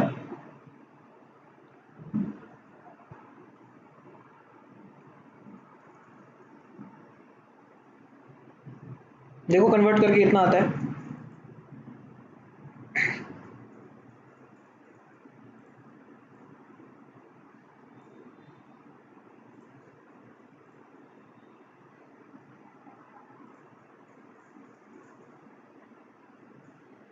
(49/4) एग्जैक्टली, वेरी गुड। तो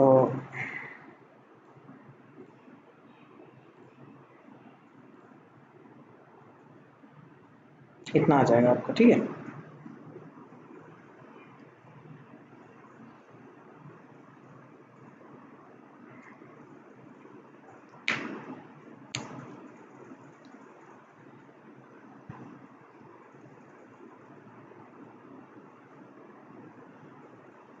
नहीं 49/4 भी नहीं आएगा, दिस इज नॉर्मेलिटी ना, नॉर्मेलिटी को स्ट्रेंथ में कन्वर्ट करना है।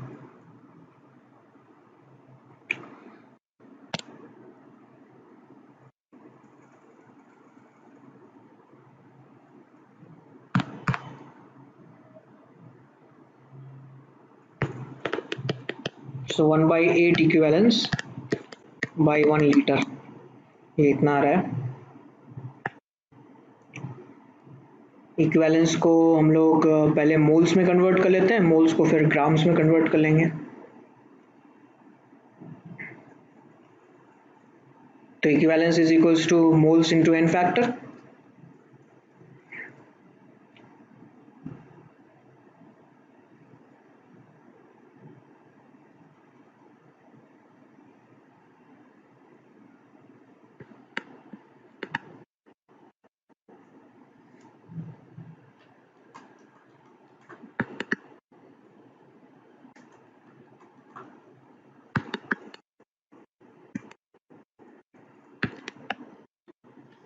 ठीक है। तो इट मीन्स कि हमारे पास जो है इसका मोलैरिटी आ जाएगा 1/16, this is moles per litre. Strength निकालेंगे, ये हो जाएगा 1/60 इंटू 98, ठीक है, which will be in the gram per litre. Okay, तो 49 का भी आ गया होगा आई गेस आप लोगों को। 49 का गोविंद का 0.025 है, देखते हैं चलो क्या हो रहा है। यस 0.025 आ रहा है, ठीक है। 50 का देखो,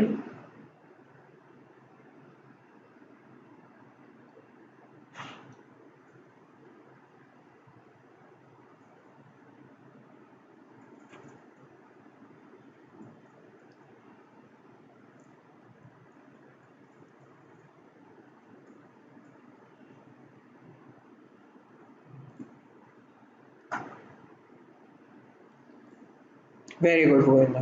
50 में 50 मिली इक्विवेलेंट ले रहे हैं NaOH का, तो वो 2 ग्राम होना चाहिए, राइट। तो आप मिली इक्विवेलेंट से वेट में भी कन्वर्ट कर सकते हैं।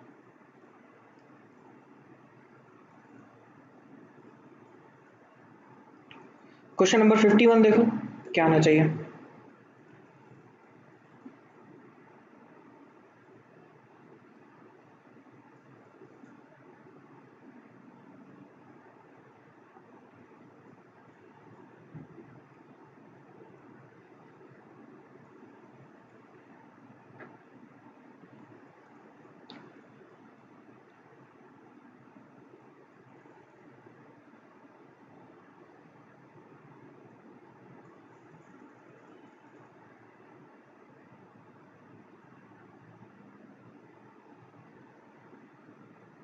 हाँ गोविंदा, कोई डाउट है तो बताओ।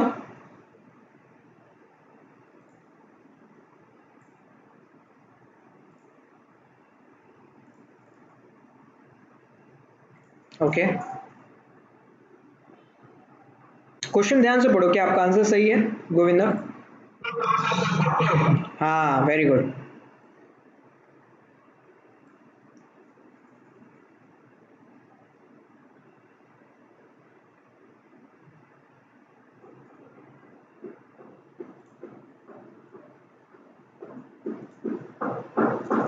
ठीक है, तो ये डाइल्यूशन का क्वेश्चन है,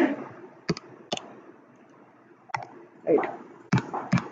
तो डाइल्यूशन के क्वेश्चन में क्या करते हैं हम लोग, N final, just for the safe side हम लोग जो फॉर्मूला लिखा हुआ है वही यूज करते हैं। N final is equals to V1 plus V added is equals to N1 P1।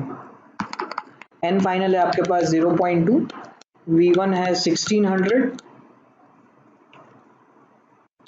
Plus V added, N1 is 0.205 into 1600। ठीक है, यहाँ से V एडेड आ जाएगा 40 ml।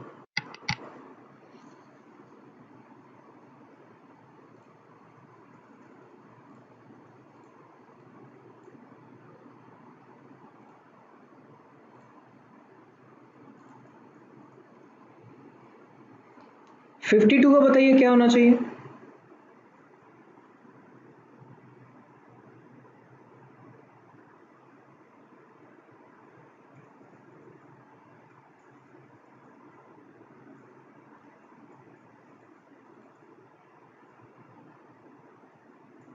नहीं गोविंद, आई डोंट थिंक सो। ध्यान से देखो क्वेश्चन, पिछली क्लास में हमने डिस्कस किया था एन फैक्टर कैसे निकालते हैं।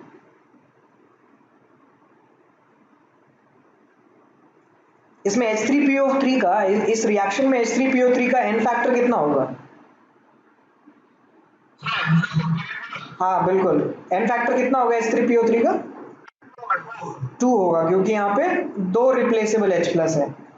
H3PO4 से CaHPO4 में जा रहा है, इसका मतलब है इसने 2H प्लस रिप्लेस किया है यहाँ से आने में, इसलिए इसका एन फैक्टर हो गया 2। तो इक्विवेलेंट वेट हो जाएगा 98/2 विच इज 49। बहुत बढ़िया। तो देख रहे हो ना, एन फैक्टर जो है हम इंडिविजुअल के बेसिस पे डिफाइन नहीं कर रहे हैं, हम लोग रिएक्शन के बेसिस पे डिफाइन कर रहे हैं। अगर रिएक्शन नहीं दिया हुआ है तो फिर आप इंडिविजुअल पे जा सकते हो। क्वेश्चन नंबर 53 देखो सॉल्व करके।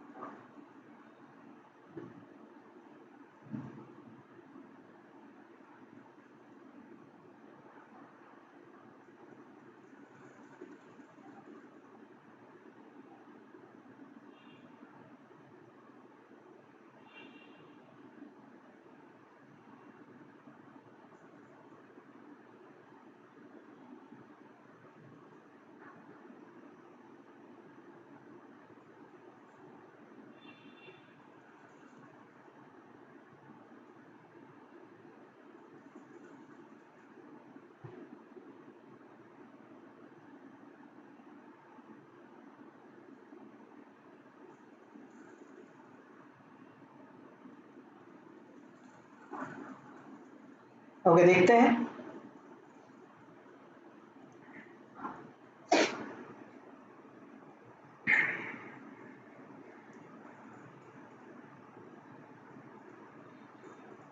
और कोई और लोग सॉल्व नहीं कर रहे हैं क्या?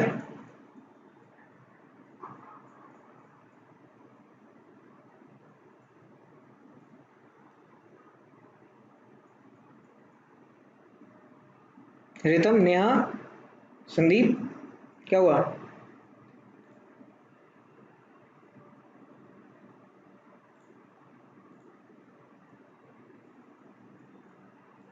चलो देखते हैं क्या आंसर है इसका। बिल्कुल 14 आ रहा है Govind, very good. 13 point something आएगा, लेकिन हाँ, फॉर द सेफ रीजन हम लोग 14 ले लेते हैं। विद 14 टैबलेट्स खाने के बाद ही जो है हमारा गैस्ट्रिक जूस जो है न्यूट्रलाइज होगा।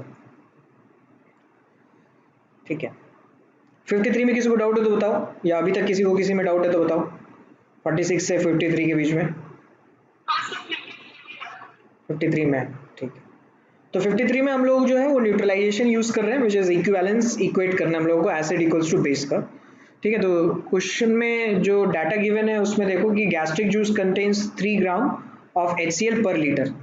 If a person produce 2.5 liter of gastric juice per day, how many antacid tablets each containing 400 milligram of ALOH whole thrice are needed to neutralize all HCl produced in one day? ठीक है, तो total HCl कितना produce हुआ per day is 2.5 into 3, which is 7.5. इतना ग्राम HCl use हुआ। ठीक है, मैं क्या कर रहा हूँ, I am just equating the equivalence of HCl with equal to equivalence of aluminium hydroxide.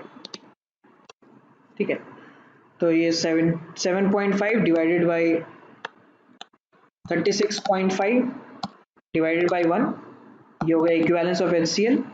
Equivalence of ALOH whole thrice, तो 400 मिलीग्राम का एक टैबलेट है। मैं मान लेता हूँ कि मैं X टैबलेट यूज कर रहा हूँ, तो that is 400 milligram into X। मैंने इतना कंज्यूम किया, तो इसमें कितना इक्विवेलेंस होगा, divided by the equivalent weight of aluminium hydroxide. Aluminium hydroxide का N फैक्टर कितना है,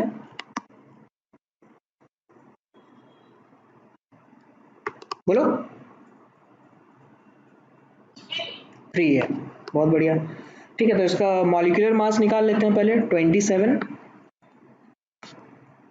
प्लस 17 इंटू 3 जस्ट 51, तो ये 78 आ गया, 78/3। ठीक है, यहाँ से जब आप x निकालोगे तो ये वैल्यू जो है आपका वो लमसम 14 आएगा, एक अप्रॉक्स 14 आएगा, 14 से थोड़ा कम।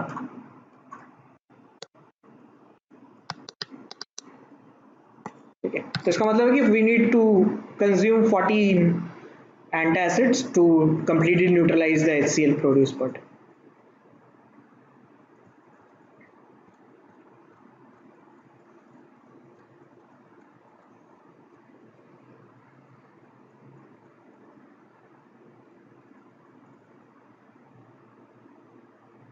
Very good Govind.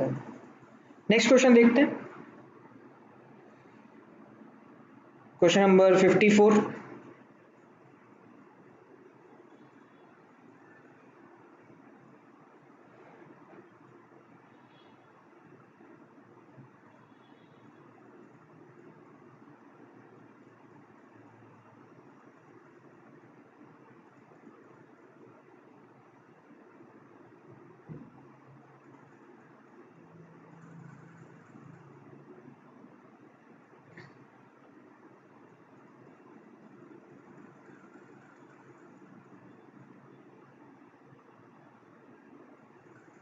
गोविंद आपसे 54 हो गया, 55 करके देखो।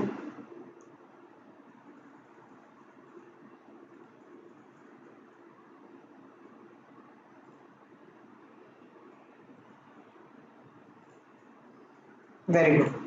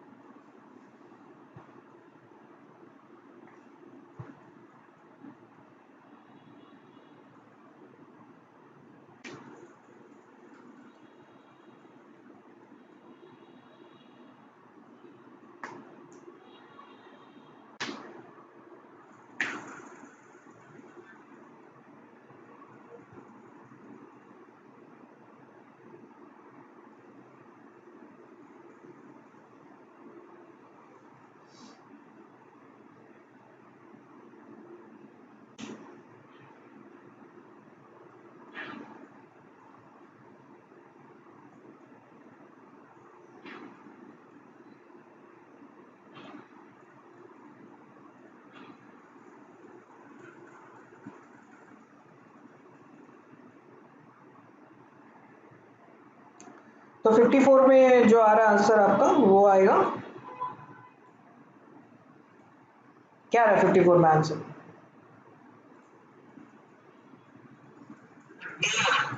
डी आ रहा है ना?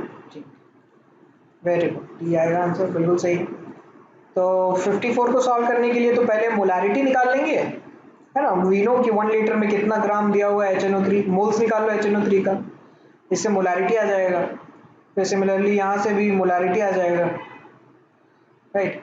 तो मोलारिटी पता है सॉल्यूशन का, तो वॉल्यूम का भी आ जाएगा solution. Equivalence of acid equals to equivalence of base, ठीक है। दोनों का n फैक्टर 1 है, तो हम लोग M1V1 इक्वल्स टू M2V2 कर सकते हैं, वहाँ से वॉल्यूम का रेशियो आ जाएगा। तो जो मोलारिटी का रेशियो है उसका इनवर्स वॉल्यूम का रेशियो होगा।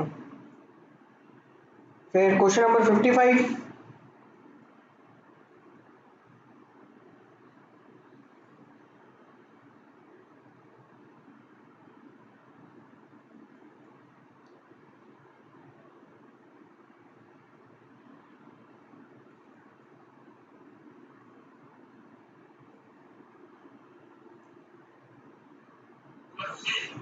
सी आ रहा है ना? हाँ ठीक है। Lime is CaOH whole twice.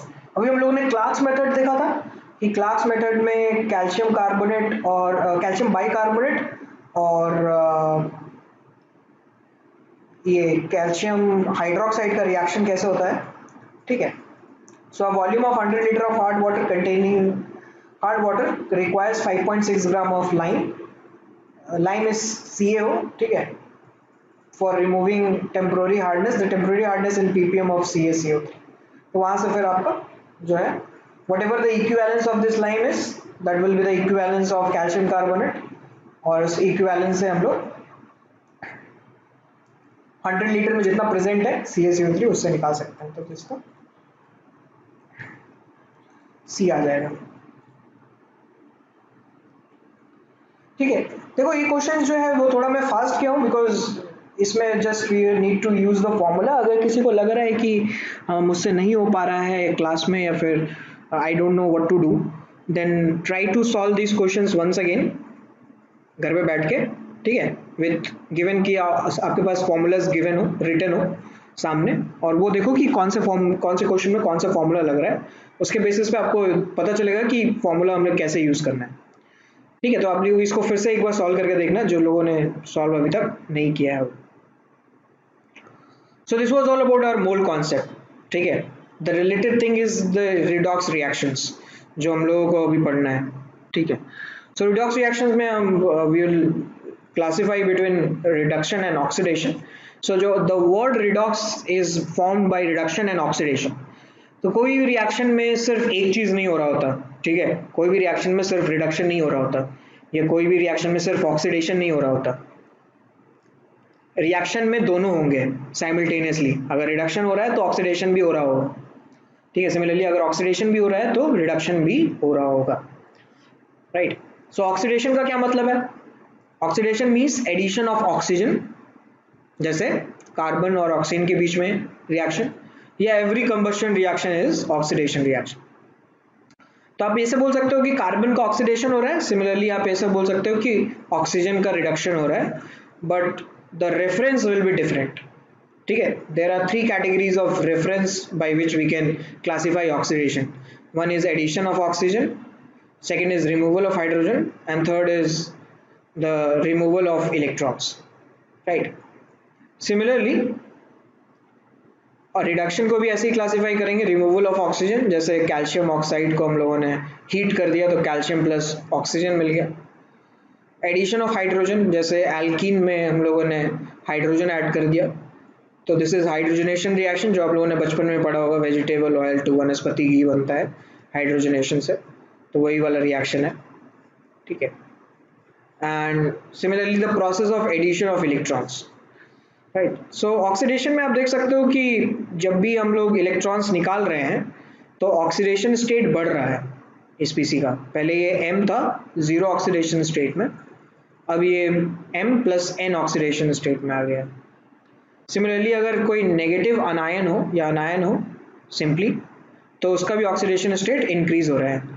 So oxidation will lead to increase in the oxidation number, okay, similarly यहाँ पे कुछ और एग्जांपल्स दिए हुए हैं on the basis of the oxidation.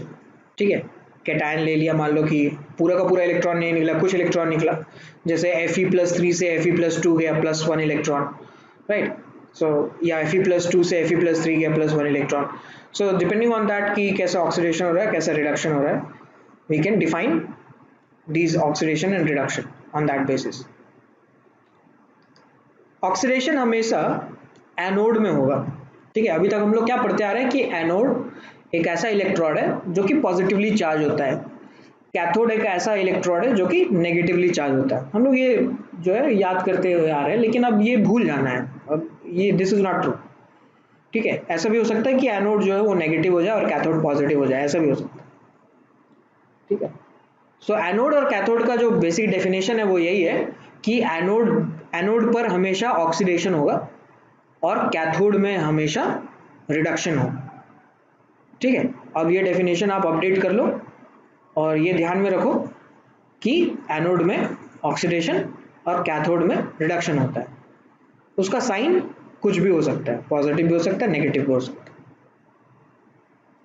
ठीक है, जैसे फॉर एग्जांपल अगर हम लोग जो बैटरी यूज करते हैं, उस बैटरी में आपका जो एनोड होता है that is negatively charge and the cathode is positively charge, जब हम लोग बैटरी यूज कर रहे होते हैं तब।